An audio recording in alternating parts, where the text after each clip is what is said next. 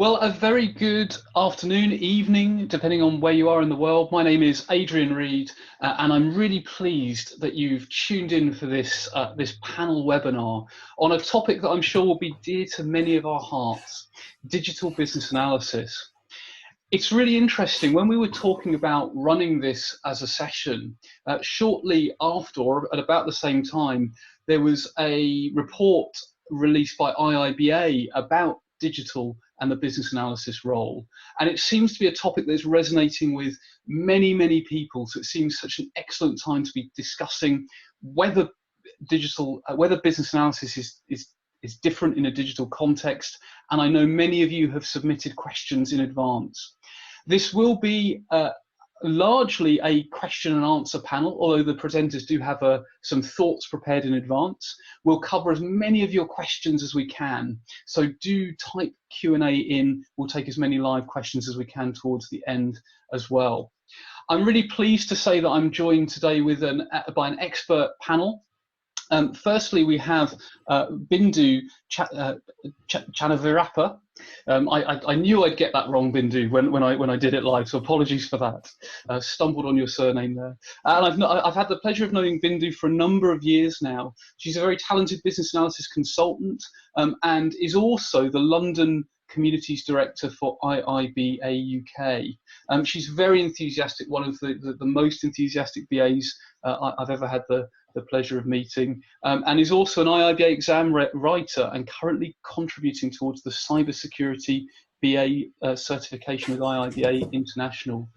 We're also joined by Alex Papworth, who many of us in the BA community will know. Alex runs BAmentor.com. He's also was heavily involved with IIBA UK some years ago. He's worked with a variety of blue chip companies, but also startups. Really interesting background, also spends time helping social entrepreneurs using the same problem solving tools that BAs use. And last but by no means least, we have Andrew Turner, who is also a consultant who thrives in applying business analysis skills, really helping build communities of practice. He's been on the IIBA UK Board of Directors for about 6 years now, and is really passionate about the UK business analysis community, currently holding the Innovation Director role there, which he's shaping. So very relevant for the digital world as well. So thank you, Bindu, Alex and Andrew, for joining us this evening. So our agenda, our plan of attack, we are going to put our panelists on the spot a little bit and ask them what is digital business analysis. So each of them have a little elevator pitch prepared for what their view, what their perspective on digital business analysis is. Then we've got some conversation starters prepared. So each of our panelists is just going to give a brief overview with some slides. But then the vast majority of today's session will be around Q&A. So at any time during the session, please do type your question in the Q&A box. We have some pre-prepared questions that I know you've submitted in advance. We'll cover as many as we can, and then we'll close with some final thoughts. So let's start with our intro. So a fairly broad question. What is digital business analysis? Why is it relevant? And is it actually different from other types or contexts of analysis? So Bindu, if I could invite you to give your thoughts on that first. Is digital business analysis different? Thank you, Adrian. And you did say my surname perfectly, all right? Thank you. Good evening, good morning, wherever you are, and hello to everybody. I think defining digital business analysis, it's quite important for us to understand the digital space where we would be operating.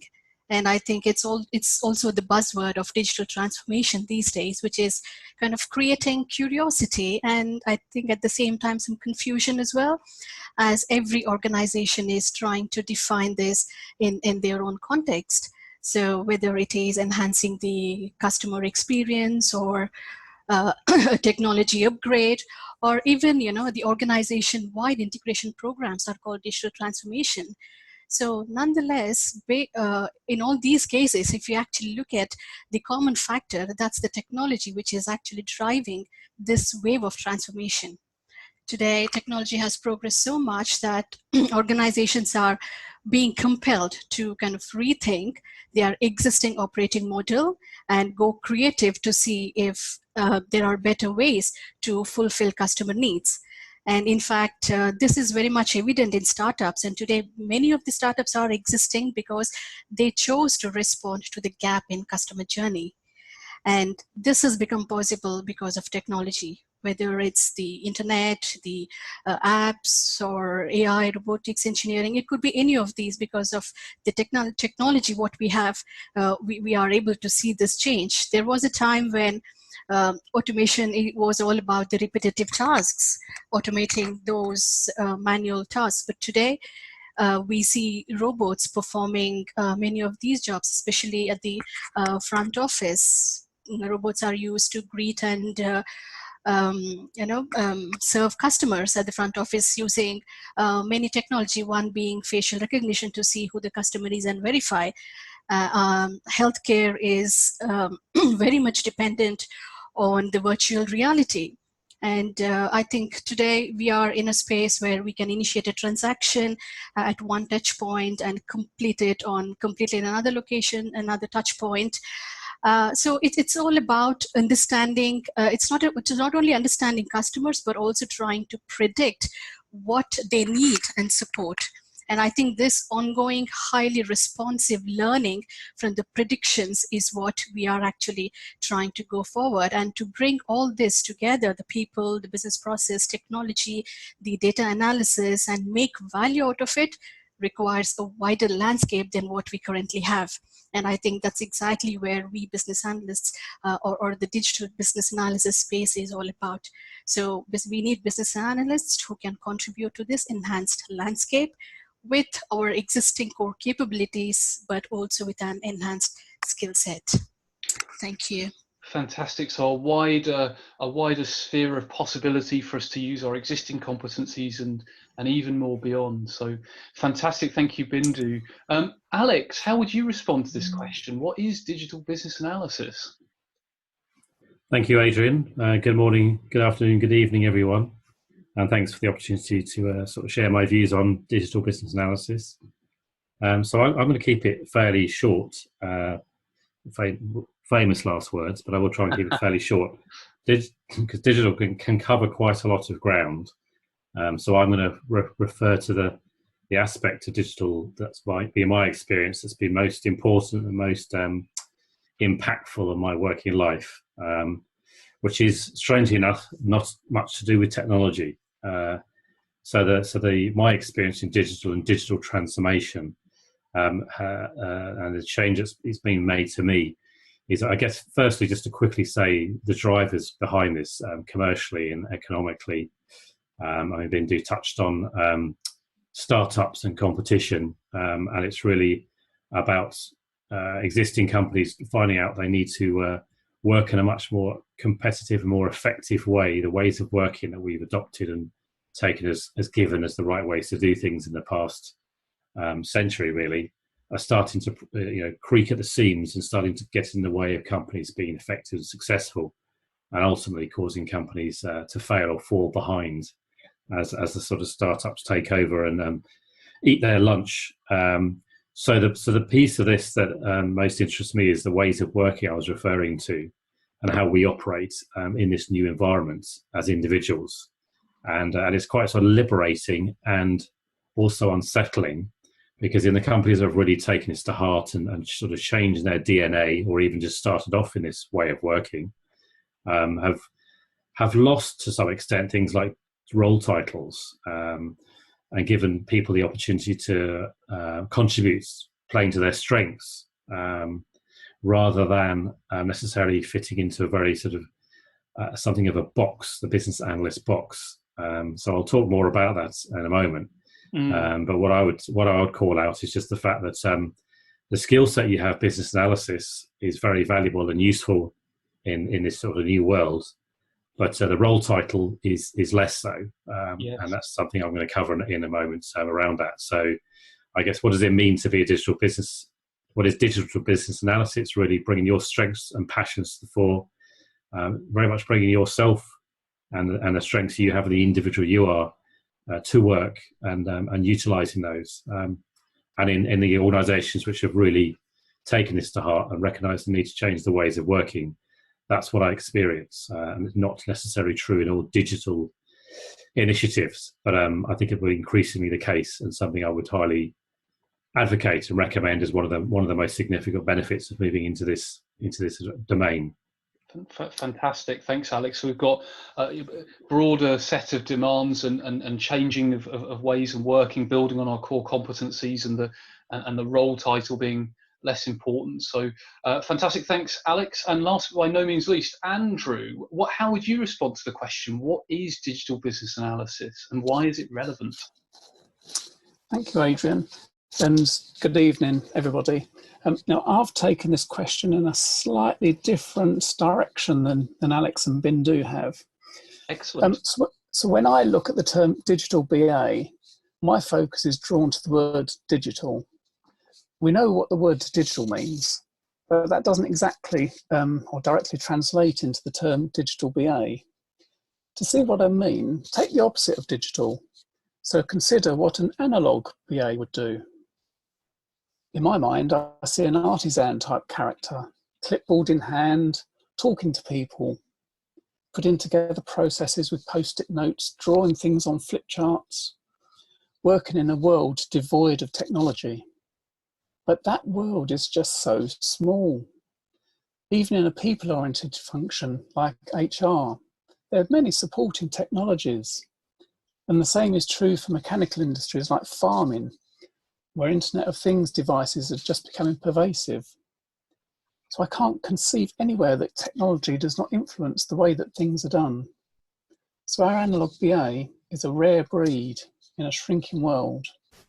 All other BAs are digital BAs.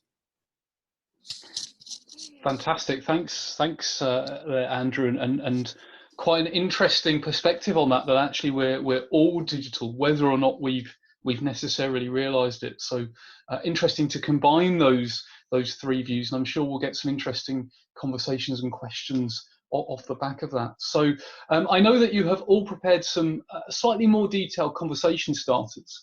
So first of all, Bindu, if I could invite you to go first. I know you have a couple of slides to talk through, so if you could talk us through your ideas and slides here. Sure, Adrian.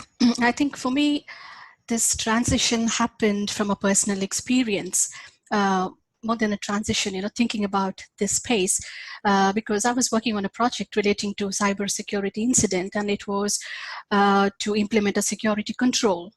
But the interesting point there was the vulnerability in the system wasn't majorly exploited, which means the damage was quite minimal.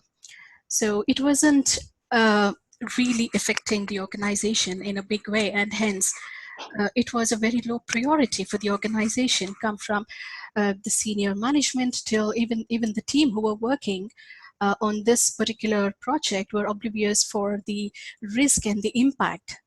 So it just made me think, had this vulnerability had majorly exploited, we would be thinking about a disaster rather than just an incident, and risking the business, the credibility, and probably even the mere existence of the organization, because it was the intellectual property that was being at stake. And I think the obvious question there is, why didn't the organization not see this? And that's clearly due to the lack of awareness on the sensitivity of the risk. And that included like the whole organization, just apart from the security team who were into this security side of things. And that really opened my eyes to see how critical this aspect of cybersecurity is. And of course, as BAs, we kind of see things in a different perspective. And that's exactly when I started to get to know more about the security aspects and started to make this security aspect inclusive in my day-to-day analysis work. Of course, there will be some projects that are more important than others based on high value returns, or we want to get out a product within the market penetration period, or it could be any other reason. But we just cannot be blind for the risk of losing the information. I always give this example to say, having an expensive store on the high street, diverting all the attention and resources to make the store very attractive for customers and giving the security aspect a low priority or just to one particular team. But on the contrary, security is everybody's business. That's exactly what we all should understand. And in fact, there are many studies and researches that are conducted which highlights that the cybersecurity incidents, what we hear about, are occurred due to the lack of awareness. And another important aspect these studies have brought forward is people are the biggest vulnerability, whether it is accidental or deliberate. So as we can see on this slide, my journey as a BA, it just looks something like this. When I started my career, I was working on a standalone computer with just a hard disk and a floppy drive. And then, the client server, LAN, WAN, and with the internet, everything just grew exponentially. So let's say for our understanding purpose, this green dot represents a security vulnerability. How would it look today? In fact, I tried to put those spots on the final diagram, but in fact, there were more vulnerabilities than the space that was on the slide. So I just left it to the imagination and the understanding. So, and these controls or these security requirements are completely different in varying different the risk levels and their needs. So we need to understand that how exponentially this risk has grown. It's no more just a single point that needs to be secured. So we need to look at what we are securing, what is that information, is it just the confidentiality or the integrity of the information? I think especially when we have transactions distributed across the globe and the people, the legal and regulatory, I think with GDPR being another step towards it. So the important message to take here is regarding the whole of cybersecurity is the vulnerability is directly proportional to the expansion. The more we expand, the more vulnerable our system gets and the more controls we will be required to fix those. So I think as BAs, we enable organizations to identify the value and bring, and facilitate that to make that happen. And security should be part of it and not as a non-functional requirement or to the context of IT teams. I think, yes, this was sufficient earlier when security was, okay, who can or cannot have access to a particular system, but not anymore. We definitely are not the security experts, as we can see on the next slide. Adrian, if we can just, yes. So we are definitely not the experts, but we need to be aware of all these areas which are security related and then define requirements for them and bring in the right people or the experts as applicable. So whether we are working on any of the particular phase in the project lifecycle or any of the knowledge areas, it's about asking those right questions relevant to these security aspects. For example, if we are doing the initial planning, some of the strategic questions we could ask is, what are we protecting? How important it is, and what are we most concerned about? Is it the confidentiality, the sharing of information, or unavailability of the information? Or when we are collaborating, who are the people on the team? The third parties accessing the system. What are the contractual requirements? The security legal regulations around it.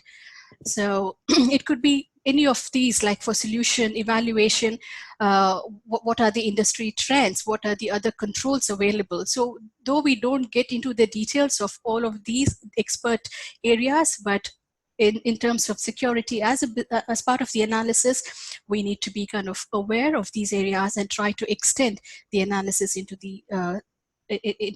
making security as inclusive. Thank you.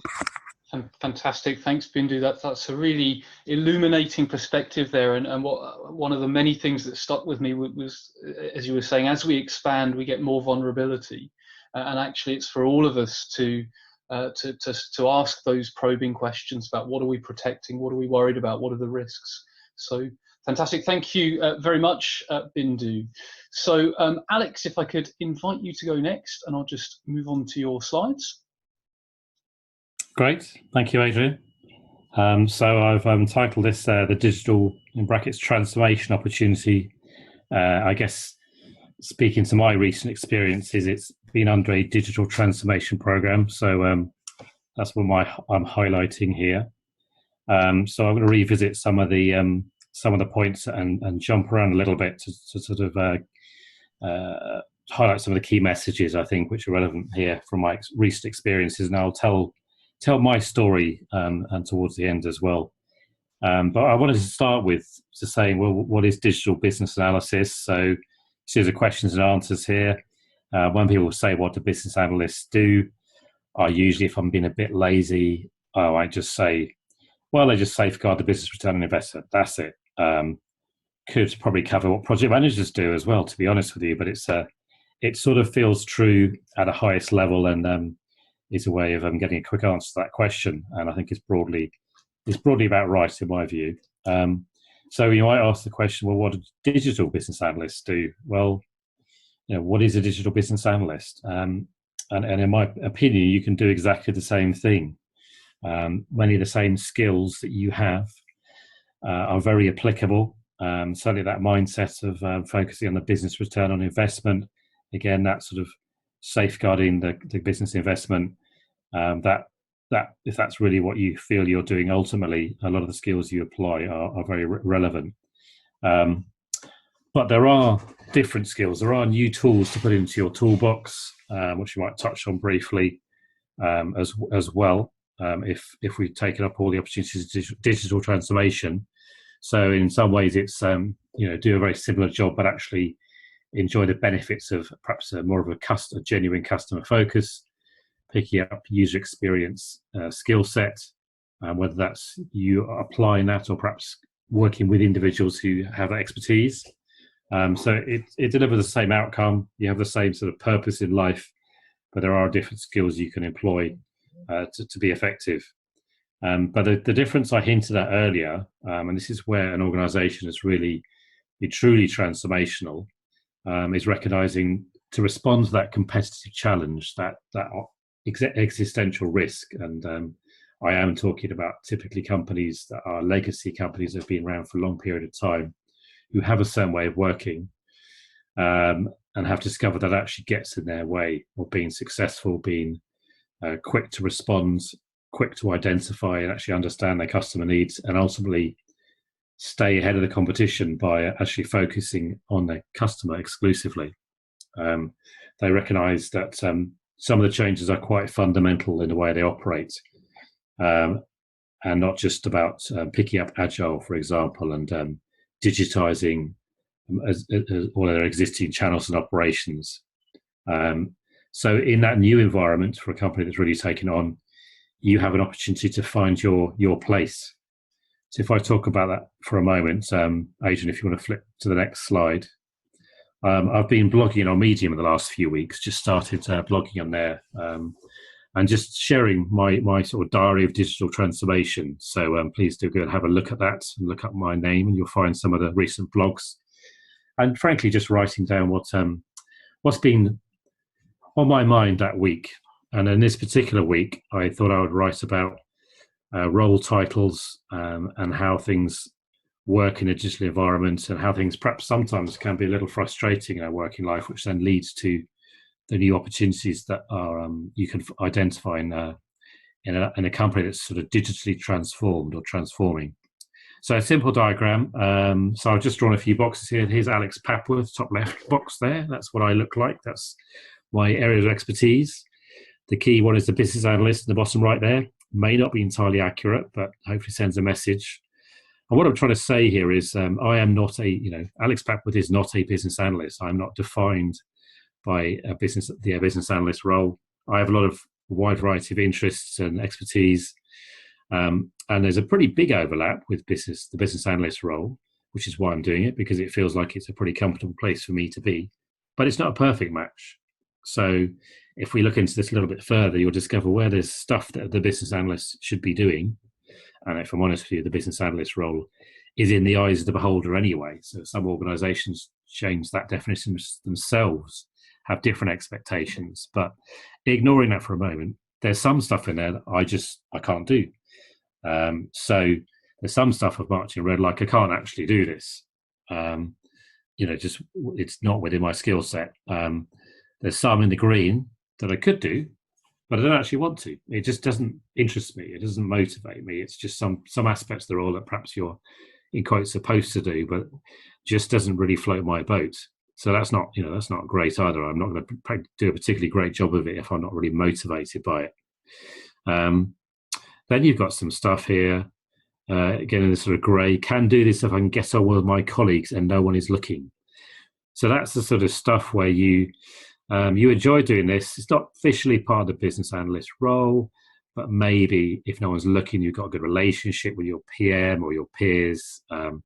You'll be adding value to the project, and you are, in quotes, allowed to do it. But no one, but officially, it's not really part of the business analyst role. And then there's a whole bunch of stuff that's in the blue striped area, which is things I can do, but not if I'm a business analyst, apparently. So just to give you a sort of an idea of some of those things what's in there in that box for me, in my early experiences, and this is speaking to my experience with Lloyds Banking Group and their digital transformation. One of the early experiences I had was when this sort of new world where you may come across the term T-shaped skills, which is talking about the fact that we all have deep expertise in some particular area, but you might have other skills which you are broadly skilled at, so you're not necessarily an expert in. So, for example, in my case, I've got a bit of a thing about copywriting. I've done a fair bit of marketing in my own business. I've invested in understanding how to hone a marketing message, and I get sort of quite animated about clarity of writing, not least because it's actually really difficult to write something really simple and quick and effective and impactful. And I know, because I write lots of rubbish, that I need to spend some time stripping down and simplifying and really thinking about how is this received? How can I transmit this message most quickly and effectively so the person can read it and receive that message without pause, which has got lots of use in business, but it's not really, copywriting isn't a business analyst skill. We might get into some territory about communication being very important, but copywriting in itself in particular is not. So in my part of role in a feature team building an app within the Lloyds Banking Group, I realised that we were getting our design done really well, the visual aspect, but the copywriting aspect was just being overlooked. There was people who perhaps didn't have an expertise, didn't necessarily have an interest, perhaps didn't think it was too important, but I knew full well that the written word in the app was going to be at least as important as the visual aspect. So I stood up and said, look, I've spent some time focusing on this. Do you mind if I have a go at trying to make sure this is improved? Which I was able to do, because no one was too worried about the fact that I was a business analyst and they needed to get a copywriter in. And ultimately they did. But for the interim, I was able to sort of step up and take on that role, and that was sort of welcomed. And then typically in the world of business analysis, digital business analysis, that is welcomed. So it gives you a little bit of a flavour of that. Latterly, I'll just talk briefly, I've been moving further beyond that sort of position and realising that actually, as I've mentioned, the business analyst role or title isn't necessarily helpful. It doesn't necessarily match the skills I offer. I'm very interested in coaching. I'm very interested in the whole design of solutions. So I've started adopting different labels to try and signal something different, whether I'm a designer or a coach. I enjoy helping other people and trying to position myself differently and play to my strengths. And again, within the environment I'm in, that is broadly welcomed. You're welcome to find the opportunities where you have to offer your skills, where you can offer expertise. And I often draw back on my business analysis skill set to do that. But I feel free to go beyond that as well and look at other aspects. So I'm very interested in the culture and the behavioural piece, because I think people's behaviours and how we operate and work together as a team is fundamental to the success.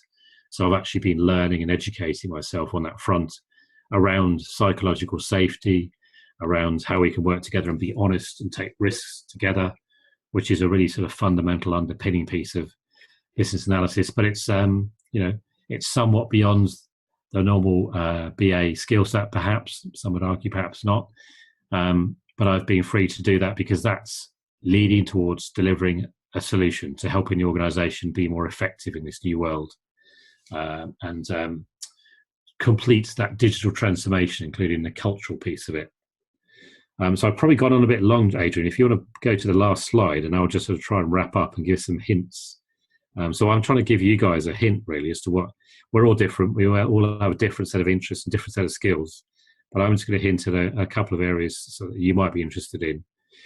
So quickly highlighting in this slide here, there's a bunch of new roles, familiar roles to some of you perhaps, that all act together, who are ultimately coming together to try and deliver customer value and business value. So we're interested in helping the customer deliver their needs, meet their needs, which is also will have a business value, whether that's increased customers, whether that's reduced costs to serve, all sorts of different aspects. But one of the opportunities with business analysts is actually helping, is sort of knitting these various pieces together, is recognizing these skill sets and how they operate, but understand, making sure that collectively we're all heading in the same direction. Collectively, we are all aligned around customer value, and that all those pieces, and there's nothing coming between the gaps.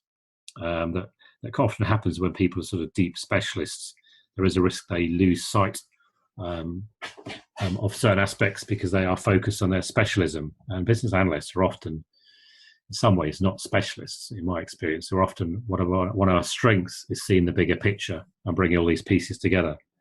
So one of those opportunities is very much about making sure the business comes back to getting that return on its investment by bringing together these expertise and making sure there are no gaps and nothing's missing in terms of delivering that business value. And I will finish there because I realise I've gone on quite long. So that's really again fascinating, Alex. And I was just thinking of when you were talking about knitting the different areas together. There's an author, a writer, an academic whose name temporarily escapes me, who wrote about communities of practice in the broadest sense. Okay.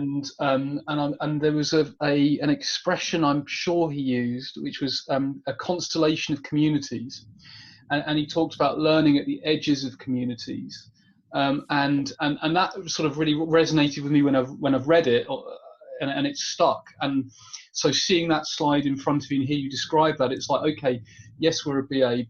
Or maybe we're not, but actually, whatever we are, there's an edge, and there's another role that has an edge, and it's those overlapping areas where there's some really interesting and cool stuff happening. So, fantastic. Thanks, Alex. Thank you. So, Andrew, you have a digital maturity model, which looks very interesting.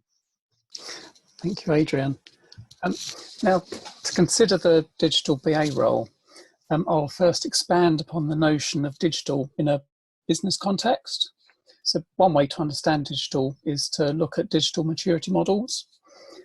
These help to define where an organisation sits in the context of its digital maturity. Unfortunately, there are many digital maturity models in the wild. Some focus purely on the technology maturity, but I'm of the view that digital is more than just the technology.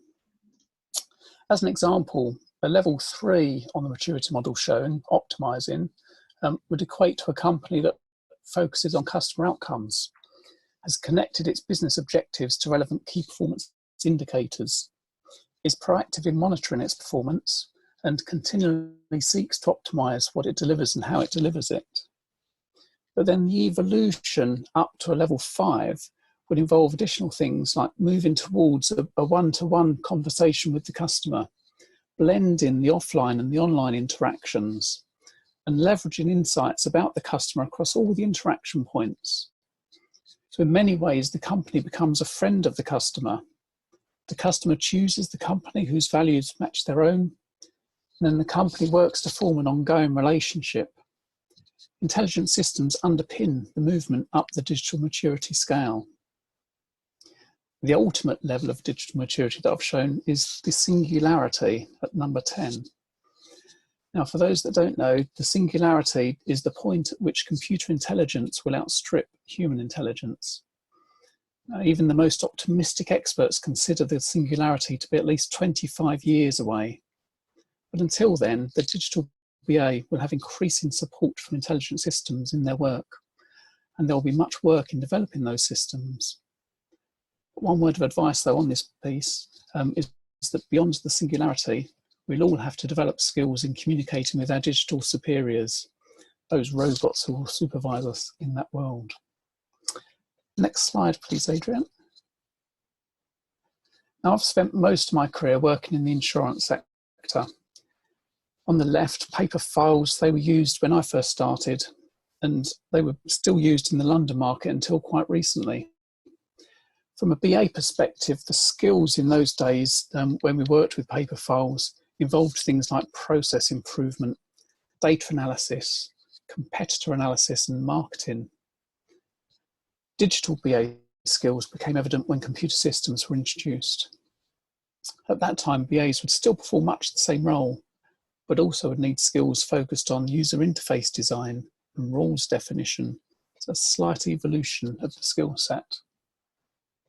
And skipping forwards a few years, we now have new entrants introducing new business models.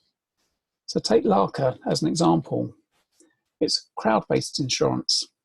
So instead of an insurance company setting a premium for the products that you want to buy, the customer pays a monthly premium that covers the cost of all the claims that are made across the community. And then Larka takes a percentage of those claims payments, with some sort of traditional insurance then covering the very large claims. So the insurance model is completely turned on its head, and it becomes more customer focused rather than it being for the benefit of the company. So the digital BA skills now include more emphasis around business modeling and communication skills. So although the skills evolve, they haven't fundamentally changed. Some new entrants are changing the market a little more fundamentally, however. Black Insurance is receiving some significant investment currently.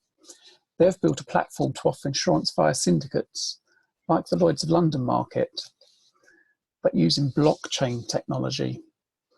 This helps them to reduce transaction costs, adds security, and provides a full audit trail. Now, with this example, the digital BA skill set would need to include blockchain knowledge. You could not possibly work in a small startup company like Black Insurance without having that fundamental knowledge in your arsenal of skills. So for the first time, technology skills are becoming paramount. Larger organisations still need a spread of skills, even for digital BA, but these specialised companies like Black Insurance need that specialist technical domain knowledge. So I don't believe the breadth of skills has fundamentally changed over the years, but the digital BA would need a different emphasis today than when computer systems were in their infancy. Next slide, please, Adrian. Now, finally, there are some skills that help a digital BA. Decision model and notation, DMN, is one such skill. It's a standard notation for describing decisions and is often used in combination with a business process model. The reason I've included this is to demonstrate how the digital BA can add value without being the expert in artificial intelligence, predictive analytics, or other such techniques. In this example, I've simplified a decision model describing how an email gets assigned. The visual notation shows how the email is categorized, but importantly, how the priority is set, using a combination of artificial intelligence to assess the tone and business rules to determine the retention risk. Using an approach like this, the digital BA can communicate clearly how the decision is made, then base ongoing monitoring around key areas like the tone assessment to ensure the decision model improves over time. This is just one example of a skill that can be highly effective for a digital BA, especially as AI becomes more prevalent and we inch towards the point of singularity that I introduced on that first slide.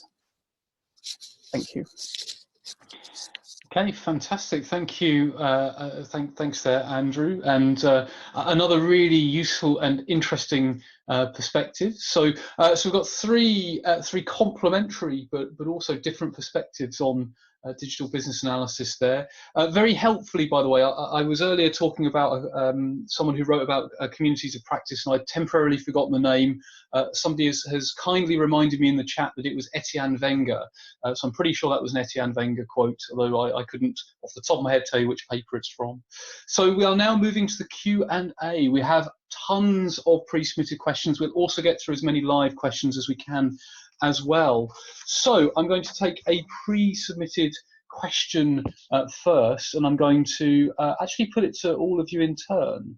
And it's, in the digital world, what's the most important technical skill to have as a BA? So Andrew, would you like to have a go at that one first? Most important technical skill? That's a very difficult question. It is, isn't it? Is there a single one?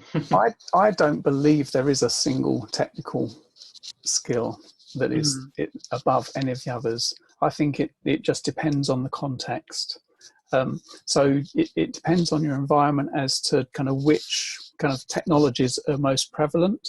And it depends on whether it's a technical solution that you're looking at, or whether it's kind of a solution that you're looking at in which technology is helping you to form the basis of that solution. So yeah, I'm going to cop out of that question, I'm afraid, and say I think it all depends. And I couldn't name just one. No, I guess it depends, doesn't it? Because you were giving the example of black insurance, and actually blockchain would be important in that context, but perhaps context is king, or context is queen. Exactly. So slightly adapting that question and throwing in a slight different question that's been submitted as well, and perhaps putting this towards Alex. How can a BA enhance their BA capabilities in this changing technical world? So if we've got a BA that wants to continue to develop, how can they go about doing that? What would your view be, Alex? Is it all about training, or are there other ways? I'm sure there are other ways. Okay, thank you, and thanks for giving Andrew the really tough question. This is a bit easier. So we like to do that. I didn't envy you that one, Andrew. Yeah, so what's the most important skill to enhance your BA capability? It is something I've reflected on, actually, and when you just strip down behaviours and capabilities, what matters most in this new environment, and you might feel a little bit of a cop-out, but I think it's ability to learn, which is almost like the meta answer is, but I generally believe that we cannot predict what skills will be more important. We can certainly predict in the very near future, but there is no universal answer other than the fact that every problem is different, and genuinely the ability to learn, not necessarily to master, but the ability to learn sufficient in a timely manner to help with the problem that you're currently tackling, it is, to me, one of the most important skills. So it's part of it's innate, I think, in terms of your desire to learn, but it's very much how do you learn quickly and effectively, and sufficient knowledge to help you solve the problem at hand, and that's something that will really stand you in good stead if you look at things that way. Yeah, it's interesting. As you were talking there, Alex, I was thinking about like the concepts of reflective and reflexive learning, and sort of double loop learning, and I mean, systems thinker. Well, yeah, indeed. You pulled me up on it, but actually, I mean, beyond the scope of this webinar, but actually taking an important thing, actually taking time out to think, how did that go? Do I need to unlearn and relearn? The world is changing. Sometimes you have to unlearn and relearn and challenge. So, absolutely. Fantastic. Thank you very much, Alex. So, Bindu, a question that I think you could probably best suited to answer. It is around agile, and the question is, do digital BAs typically work within an agile process? So in your experience, Bindu, does digital always mean agile, or can it mean waterfall? I think here, Adrian, we need to understand agile is an approach to kind of work. And I think in my experience, agile should be the way to kind of work in digital or the new era, because we are talking about new technologies and we are trying out a new ways of working with new skills, and everything kind of we are moving towards that. And agile is that which kind of gives us to take a step and to check and to kind of maneuver accordingly. And I think that is what something I would recommend and I would do. Definitely. Okay, so a question for I think Andrew. This one, it's another tricky one, I'm afraid, Andrew. Should a brackets digital BA be a data scientist or even an AI model designer, given a context of digital maturity level greater than or equal to 4? And if so, to what level do we need to learn those skills? It's a really interesting and tricky question. So I think the start of that question was should. Yes. So should they have those skills? And again, it's context. I would say that if the digital BA's kind of interests are around kind of those skills, so data analysis, kind of AI, or whatever their interest is, I think if that is their interest, then kind of yes, go for it, learn about it, kind of get as much knowledge as you can, and then apply that within your role as a BA, or evolve into kind of more of a scientific role if that's where your interests take you. So I would say that kind of yes, kind of you should learn those skills if that's where you want to go, but it's by no means necessary. So you can still work in an environment where you've got kind of AI being applied without actually having the kind of the fundamental knowledge around how to work with AI yourself. So you can put it into context and you can work on kind of the overall solution, and then have the experts doing the real techie bit around the AI techniques. Absolutely. Can I just add to that? Please do. It was just because I think some of these questions are sometimes I'm not quite sure where they're coming from, but I mean I completely agree with what Andrew just said. But I just got to speak to the commercial economic aspect of it, really, which I guess is from a commercial point of view. I think we'll probably all recognise that it's not going to do you any harm whatsoever picking either of those skills. I'm sure will do you very good stead in the short to medium term. But having said that, Andrew is completely right. You should follow your passions and what you interests you. But it would do you no harm if either of those areas would be of interest to you, I would think. Okay. Fantastic. And a question to probably actually put first to Alex and then maybe to Bindu. It's a fairly lengthy question, so I'm going to try and paraphrase it. So essentially the question is around so I think one thing that's common is we've talked about the role changing and also potentially the BA role not being important. And the essence of the question, I think, is about the identity of the BA role. So almost like we've fought so long to get recognition as BAs. If we're no longer BAs, have we lost? Are we going to sort of struggle with credibility?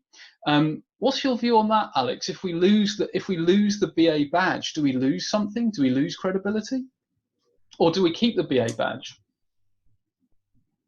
Wow, that's a good question. Yeah, good one it's a really hard one, isn't it? I'm sorry, Alex, about that. No, that's all right. It's a good test for me, actually, and my viewpoint on that. So do you lose the credibility? So I guess being part of a profession, you get that credibility that comes with that, and how people perceive that, and that's great because it means you've got a platform to speak from when you're not very well known, or you're starting out, which is a great thing and not to be dismissed. But I think for some people, you may want to. I mean, I guess I've spoken about it for myself earlier. Some people, you may want to not be restricted by that. So you may want to just play to your strengths, follow your passions, and at that point, perhaps the BA title it may be hindering you in that respect. So I talked about changing, moving more to a designer or a coach sort of label, because and this is a very sort of commercial thing, but just a signal to the marketplace as to what my interests are, to stop certain preconceptions which can come with business analysis. And some people will perceive that very positively. Some people will put you in a box which is perhaps too limiting, and not be in a position to play to your strengths and offer everything you have. So I guess there's two aspects on that. It's good for those who you can use it to leverage you and to give you the credibility that a profession offers, but at some point you might find it constraining and want to sort of move beyond that and be treated as an individual with your own particular profile and portfolio of skills. Okay, thanks, Alex. And Bindu, do you have any thoughts to add in terms of, does it sort of somehow dilute the label of BA, or does it enhance it in some way? I think so. I love this question, and in fact, I was really jumping to kind of answer even before Alex. Excellent. I think it's really a lovely question, because I'm very, very passionate about what I do, and I think we shouldn't lose that. As business analysts, we bring our core skills, and that's exactly what makes our profession or the whole aspect of business analysis. So I think since the playing field is kind of widened and it's enhanced, so I think that there's more for us, but our core skills should be there and we should expand on that. It's just that embracing new technology or new ways of working or the new skills, but definitely not losing what we have. So building on and enhancing rather than necessarily losing what we already have. So absolutely. Excellent. Okay, and actually that leads on to a nice follow-up question, Bindu, that we've had submitted, which is, what would you say the biggest future challenges are for BAs in the digital space? Do you have any views on what the blockers might be? Again, I think I'm trying to be having a positive perspective on this. I think rather than a challenge, I think we need to see it as an attitude of we, kind of, because it's going to be a lot of collaborative effort, like as we saw in Alex's slide, bringing many disciplines together. I think it's all about working together. So the challenge would be more than the technical. Yes, we do have that. We need to enhance, but it's all about how we can work with people and probably some robots before they take over. So it's all about, I think, I wouldn't call it as a challenge, but it is something to embrace the collaborative skills and having the attitude of we. Yeah, absolutely. That inclusive mentality of including others and saying we. So fantastic. Thank you there Bindu. And actually on the question, or on the idea of the robots taking over or the technology taking over, a question for Andrew. And the question is, you say our digital superiors. Will machines ever be superior to human beings? And how can we use our skills as BAs to ensure human biases are not programmed into machines? What a fantastic question. Yes, another challenging one, thank you. Thank you for posed that. So will machines ever take over? Personally speaking, I would say no. So although there is kind of consensus that AI will continue to kind of improve and kind of intelligence in general will kind of be greater as a result of that, because human intelligence will be kind of supplanted by kind of digital intelligence, so we'll have a greater good. I don't think we'd ever be in a position where actually kind of the digital intelligence would actually be in a position to take over. I don't think that would kind of come to pass. The second part of the question, sorry, can you remind me what that was, Adrian? Yeah, let me just, sorry, I scrolled down, so I just need to come back to. So it was, you say our digital superiors, will machines ever be superior to human beings? And how can we use our skills as BAs to ensure human biases are not programmed into machines? So I'm guessing that the questioner is thinking of cognitive biases and that sort of thing. Yes, that's a very difficult one. So because we've seen examples where deep learning has been used in companies like Facebook. I'm trying to think of a recent example where kind of the system's been let alone to kind of develop by itself and to kind of develop chat functionality, but then has picked up on biases around racism or kind of other very unsocial behaviours, which have then had to be kind of curtailed. So it's not just kind of human biases that might be introduced in these systems, it's also kind of what the systems would pick up just from kind of observing human behaviour. It's a very difficult one, it's an evolving one, and I think kind of there isn't a kind of a simple solution around that. I think it's just kind of a matter of making sure that there's sufficient monitoring and control within the overall system, so that there's kind of anything that is looking as though it's evolving into something that's a little bit untoward can be picked up and kind of rectified at the time. I don't think you can kind of devise a way to not introduce those in the first place. I think it's a matter of picking up those as quickly as possible and eradicating them at the time they occur. So having the sensible monitoring in place. So fantastic. So thank you very much. We are very nearly out of time, and so many questions have come through. So apologies if we haven't had a chance to get to your question. I'm just going to invite our panelists now just for a brief conclusion or closing thought. So just something to summarize or particular things that have occurred to you during this session or whatever. So let's go in a different order this time, and I'll pick on Alex first. So Alex, any final thoughts? Okay, so final thoughts are the sort of challenge opportunity question that Bindu fielded earlier. I think was quite a good one to sort of riff off, and that's what I would say to all of you is embrace the opportunity. The digital business analysis world offers many opportunities for you to focus on what matters to you, allows you to focus in your skill set where you're most passionate, whether that's about helping people to be successful, whether that's knitting together different teams to deliver business, different specialisms to deliver value. So I'd encourage you to explore and learn and find where you can add the most value and where you can get most fulfillment from this new world. Fantastic. So it's an opportunity to enhance and learn and carry forward. Thank you, Alex. Bindu, any final reflections or thoughts? Yes, I think it's more or less echoing what Alex just mentioned. If you just look back 2 to 3 decades, we have worked our way through the changes in technology, various methodologies, frameworks, ever-changing team dynamics, face-to-face, virtual. And I think that was possible because we were adaptable. And today, again, we are on another wave, and adaptability is the key.